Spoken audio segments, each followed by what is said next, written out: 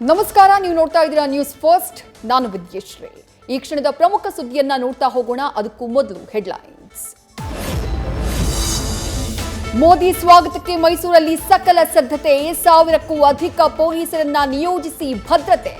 Bomb ಪತ್ತೆ ದಳ, ಶ್ವಾನದಳ, ಬೆರಳಚ್ಚು ತಜ್ಞರ ತಂಡದ ತಪಾಸಣೆ. ಇನ್ನೊಂದು ಗಂಟೆಯಲ್ಲಿ ಸಮಾವೇಶ.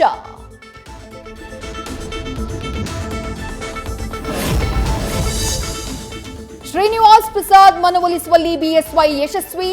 ಮೋದಿಯವರ ಕಾರ್ಯಕ್ರಮಕ್ಕೆ ಕರೆಯಲ್ಲ ಎಂದ ಬೆನ್ನಲ್ಲೇ ಖುದ್ದು ಆಹ್ವಾನ ನೀಡಿದ ಯಡಿಯೂರಪ್ಪ. ಭಾಗಿಯಾಗುವುದಾಗಿ ಸಂಸದರಿಂದಾನೂ ಭರವಸೆ.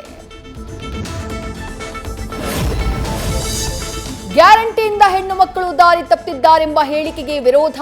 ಮಂಡ್ಯದಲ್ಲಿ ಕುಮಾರಸ್ವಾಮಿ ವಿರುದ್ಧ ಮಹಿಳೆಯರ ಪ್ರತಿಭಟನೆ. ಸಿಎಂ ಆದಿಯಾಗಿ ಕಾಂಗ್ರೆಸ್ ನಾಯಕರ ಕೌಂಟರ್.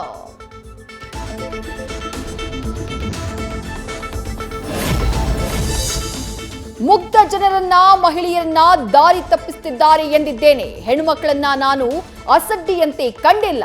ಕಾಂಗ್ರೆಸ್ ನಾಯಕರು ನನ್ನ ಮೇಲೆ ತಪ್ಪು ಹೊರಿಸುತ್ತಿದ್ದಾರೆ ಅಂತ ಕುಮಾರಸ್ವಾಮಿ ಕಿಡಿ.